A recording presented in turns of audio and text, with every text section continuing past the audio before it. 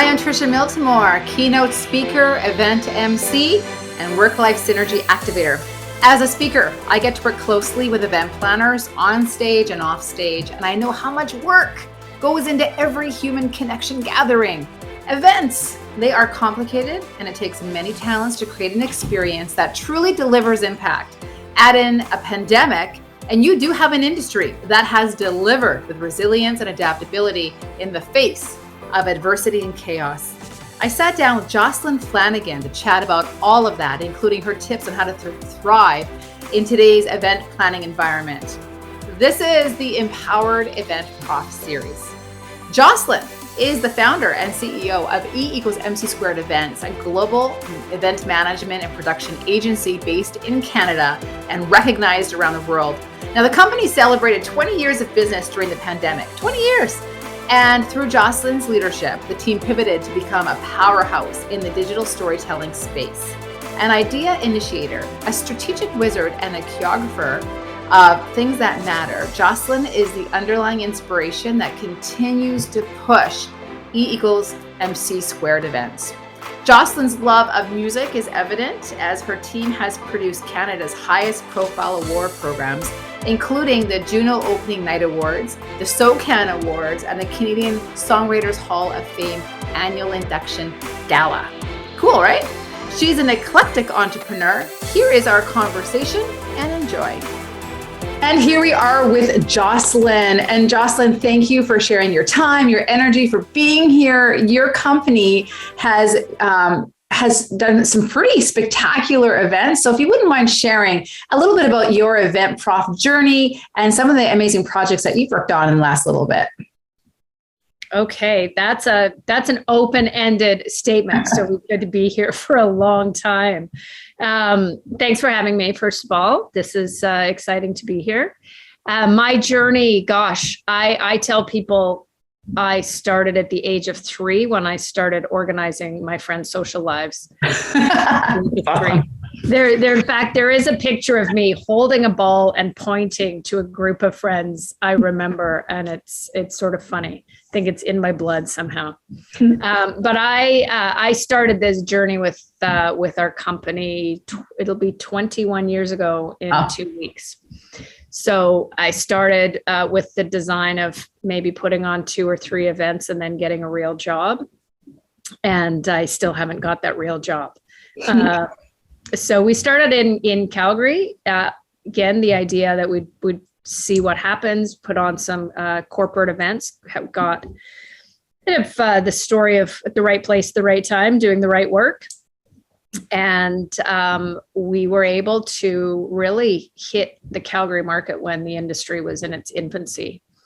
And the oil and gas boom was starting to happen, and we got very involved in the corporate world in Calgary, and events became a really big piece of the corporate culture in Calgary at that time. Sort of from 2001 to 2007, there was just this massive ride that we were able to take, and working with corporations in Calgary at the time was, as I said, it was booming. And a lot of creativity was happening in Calgary, and we had autonomy to try new things, to think outside of any box that you could ever imagine. And we were just given a lot of freedom from our clients to just put on really, really great events.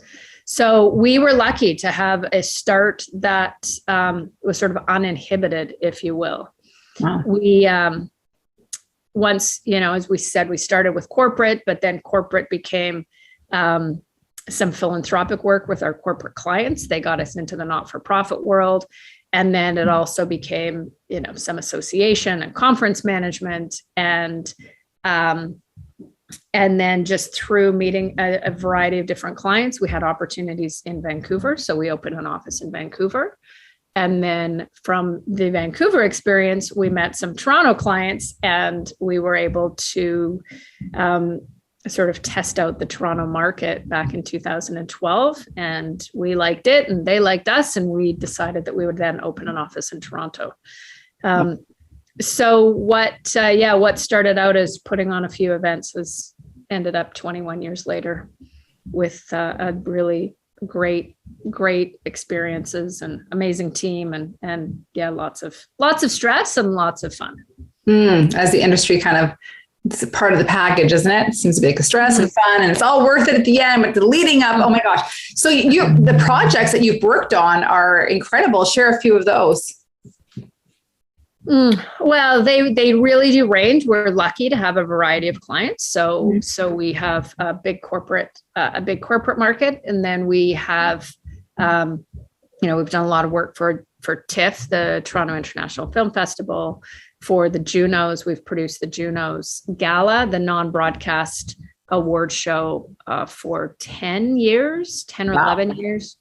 Canadian Screen Awards, Canada's Walk of Fame. So we've been, again, really lucky in terms of getting some really pretty fun and dynamic clients. This sounds like quite the ride. So obviously everyone listening, it has something to do with events, the empowered event prof. What keeps you empowered, and how do you stay in the industry this long and still have that kind of passion for it? It's the people. My team is unbelievable. They're an incredible group of humans that are highly engaged, highly creative.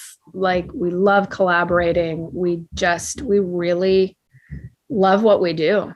And from from our accounting team to our admin team to all of our event producers and experience producers, I think we're lucky, and like-minded folks attract each other, and we've got a great group of people.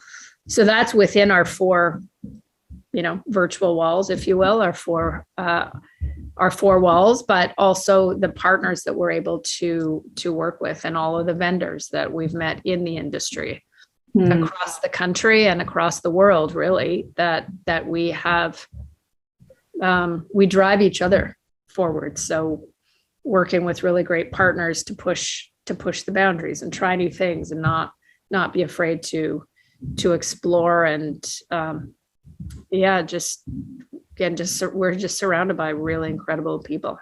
It's really amazing. It makes it so rewarding, doesn't it?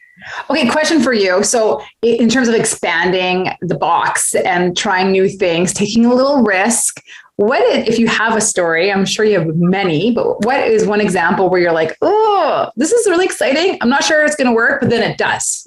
Give me something juicy. Any good examples?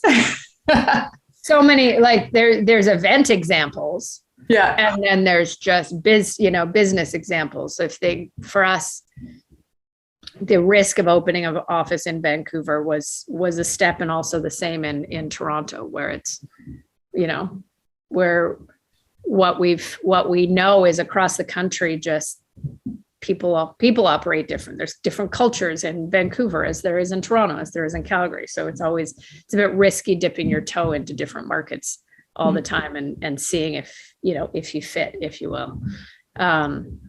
So there's that. There's other risks that we take always when we're putting on events.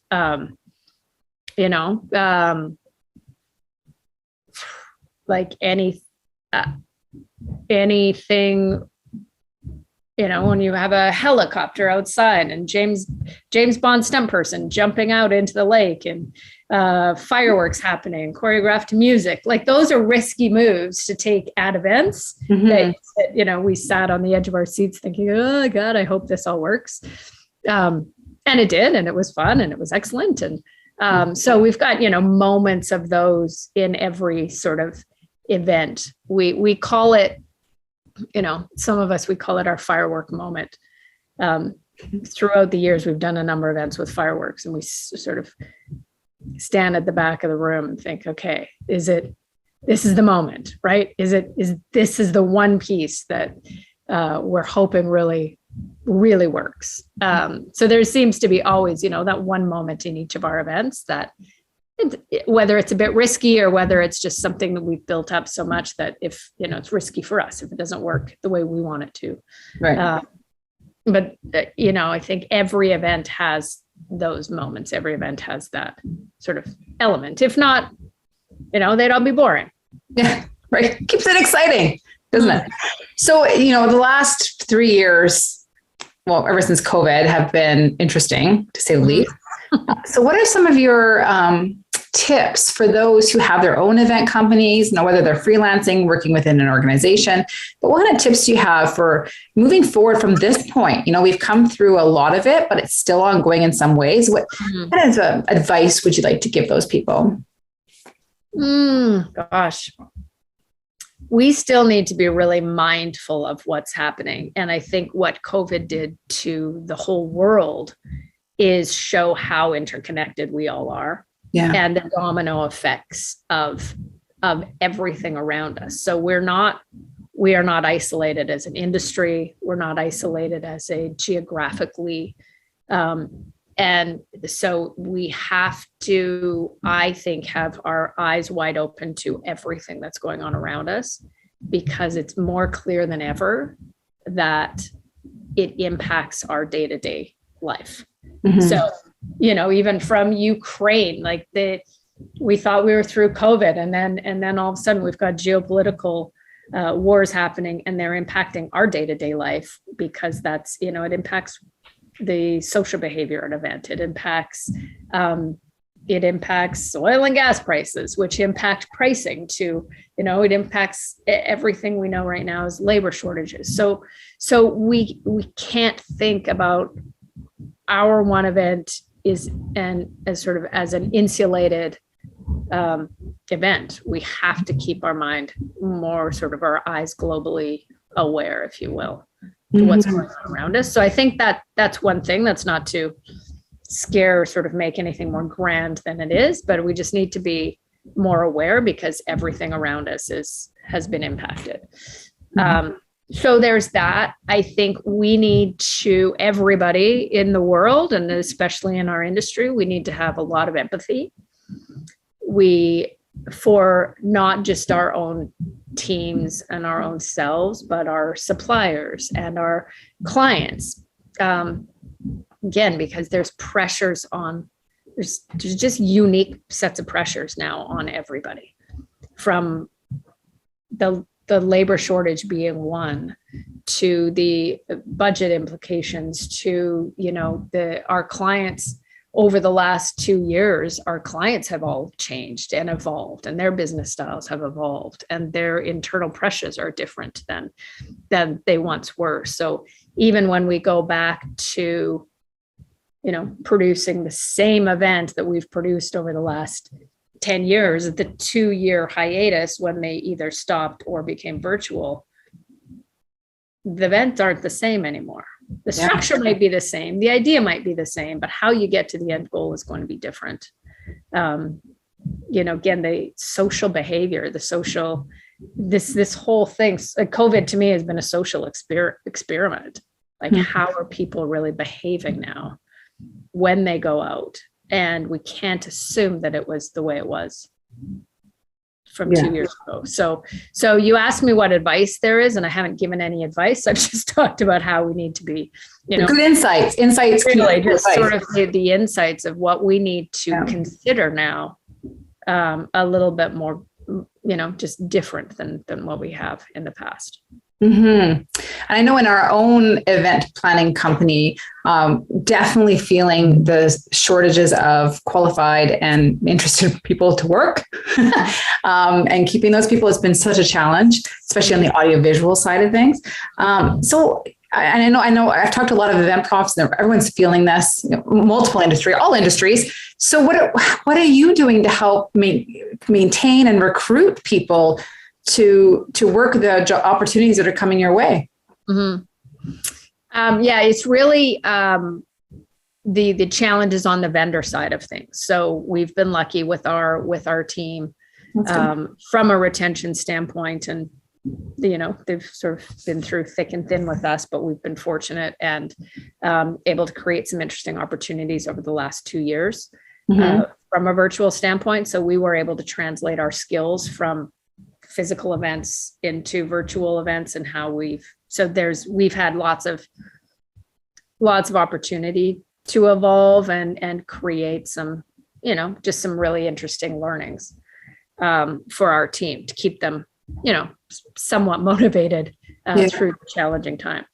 So the challenge really is with the vendors and that labor shortage. And so one, it's back to that empathy. It's, it's not necessarily our vendors' challenge. Like, it's not our vendors' fault that there's a labor shortage. So we need to give a little bit of grace. Well, our timelines as an event industry are also shorter because clients don't want to confirm too far out.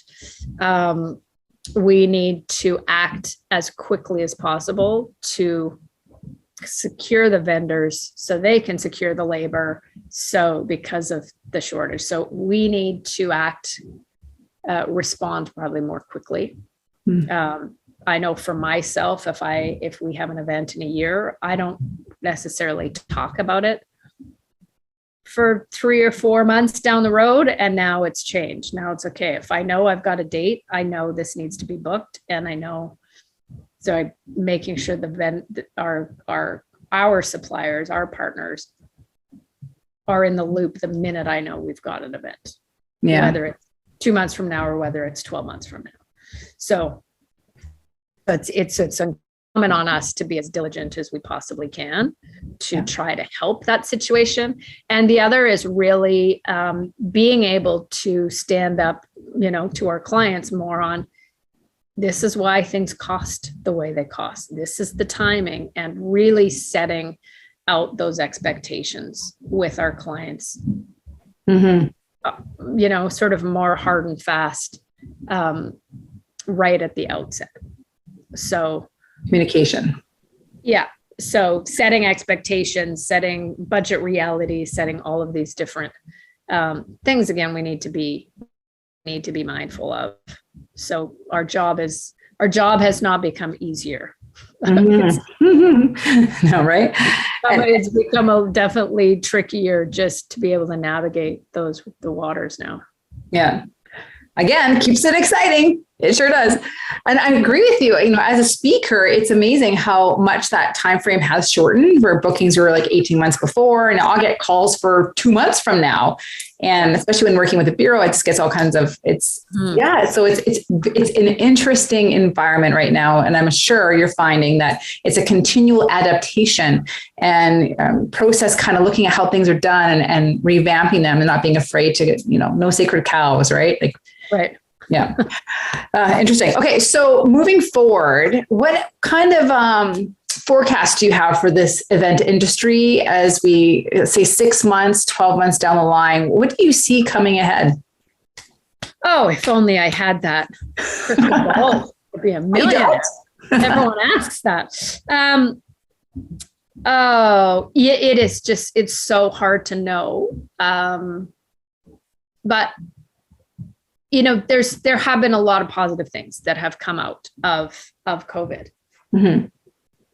One of them is there was a light shone on our industry from media, from everybody about events. So I found we got more exposure in 2 years worth of media than we ever have as an industry. So that's a good news story that, of course, we're tied to sports and we're tied to concerts and we're tied to all of these things. So when media is talking about how the event industry is devastated, we actually were, and there was a lot of talk about it.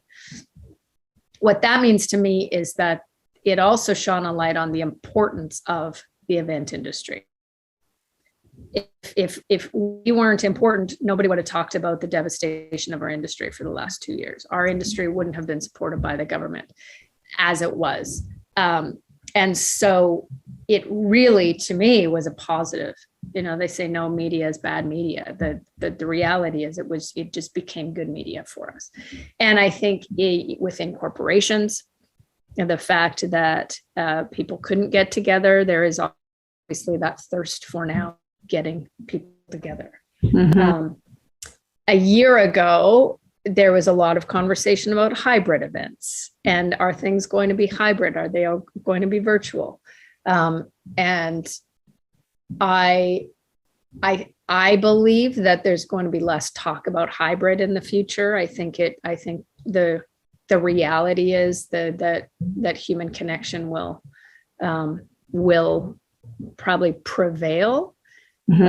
As we all know, and as you as a speaker would also know, you can speak from your living room, and you don't need to fly into a board. You don't need to fly into a live event space. So I think that there still will be some of these virtual events where you're not flying our speakers over. We can bring them in virtually. So there will be some of that, but I don't know if the hybrid model will be as prevalent as I think people had once thought. It'll be interesting to see. Yeah. It'll be interesting to see. I think once people get back to the feeling of live, they might just really get that, feeling of that energy that we've all been missing for the last couple of years when you're not together. There's definitely something about it. I agree. I love virtual. I even love hybrid, being able to speak as an MC. I get to speak to both audiences. It's actually kind of a fun thing, but man, there's nothing like in person. There's not. The people want to connect. And I think that's one of the things I found so inspiring about your company, that you focus on that whole experience and impact, right? And that human beings need that connection. It's a big part of it. Sorry, you just cut out entirely. Oh, did I? Yeah. I love internet. No, I was just talking about it. Yeah, right. Today, just so everyone knows, is like a Rogers blackout for all of Canada. It's kind of crazy, but we're doing so good. I was just mentioning that, as an MC, being able to do virtual and hybrid is fantastic. But there is something about just being eye to eye with people in a room. So I agree with your forecast, and I'm kind of curious, just so curious to see how it's going to play out the next bit. One more question for you before we kind of wrap it up. You've been part of the events industry for so long in Canada, in multiple parts all over Canada. You're also a co-founder of ILEA, right? So International Live Events Association. The Canadian affiliate. Yeah. Okay, awesome. So you're a co-founder of that, which is time and energy, and I think that's amazing. So I know you do all kinds of mentorship and whatnot too. So if you have some tips for anyone who's in the event industry and just trying to get started, I know there's a lot of different variables about what area they'd be working in, but generally speaking, what are some of your tips for professionals, event planning professionals? What's some of your tips for event planning professionals? I lost you again. Oh, are we back? We're back. What are some of your tips for event planning professionals? So just to go back, I lost you when you were talking about ILEA. I was just mentioning how ingrained and like how much of a role you've had on mentorship and growing the industry in general. Okay. Tips. Well, one of the criteria we put on our team is flexibility. So as we're producing events, we need to be flexible. We need to be flexible more now than even before, but that flexible mindset is really important because, the industry, things go sideways, upside down, inside out, and you need to be able to adapt and respond. And we also know that some of the best ideas come at the 11th hour. So willingness to latch onto something, even though it might be a little bit of extra work at the end to take this idea into fruition, that's key. And that's just sort of that flexible mindset and open-minded mindset, if you will. The other big word I love is curiosity. So it's the be curious, which one opens your eyes to new opportunities and to new vendors and to, anything when you're walking down the street can turn into a really cool event idea or a piece of decor, or a stage inspiration. So it's just always keeping that curiosity mindset.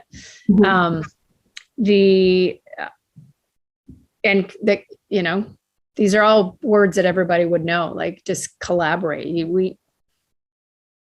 we can only know so much. And so we have to rely on experts around us. And it's not important to be the smartest person in the room when you're trying to create a really, really great experience. There are a lot of great minds. Put all the great minds around a table and just be one of them. Mm-hmm. And that's the true way to success, in my pretty strong belief.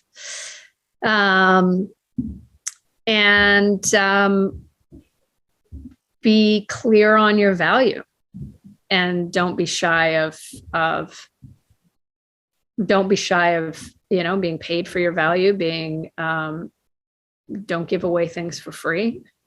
I learned that the hard way. And that, our industry is, as I said, COVID's done a great thing for industry. Our industry was pretty solid before, but I think it's going to be even more solid as long as we all sort of stick together and move forward in the same way, in the same sort of sense of integrity, and not giving away the farm just to get the business. So I think that's really important. That's a short-lived way of business, is doing things for less. We need to make sure that we as an industry sort of maintain our value to our clients. Mm-hmm. There's so much wrapped up in there. That's awesome. I remember seeing a speaker when I was like 17 or 16 years old. I was invited to a woman in business conference, and the speaker said that every deal has to stand on its own 2 feet. Mm-hmm. And I'll never forget that. And I've always thought about it throughout all our businesses. And now when I train as a speaker, that every deal has to stand on its own 2 feet. Mm-hmm. Okay, this is great. I want to say thank you. I know you're busy and there's lots going on in your world without this outage and whatnot, but thank you for sharing. And, you were talking about experience and creating experiences that make impact and matter. And you definitely do that, you and your team as well. And I just want to share, I was on your LinkedIn profile, and Chad Croker made a comment, and beautiful testimonial. You've got quite a few of those. He said that Jocelyn is a rare find in the professional world. You'll always walk away feeling refreshed, inspired, and energized. So that's direct from Chad. So if people want to get a hold of you, perhaps use your company for services, or even connect with you personally or on LinkedIn, how can they do that? Well, our website is emc2events.com. My email is jocelyn@emc2events.com. And you can reach me there. And yeah, I always love to chat about what's going on. Yeah. Get new insights from everyone around me. So that's fantastic. Well, thank you for being on the Empowered Event Prof series and being one of our speakers and sharing your insights and ideas. And we can share it with the world and the other event profs out there, and hopefully they'll glean some insight and inspiration as well. Great. Thanks for having me. Thanks, Jocelyn. Good day.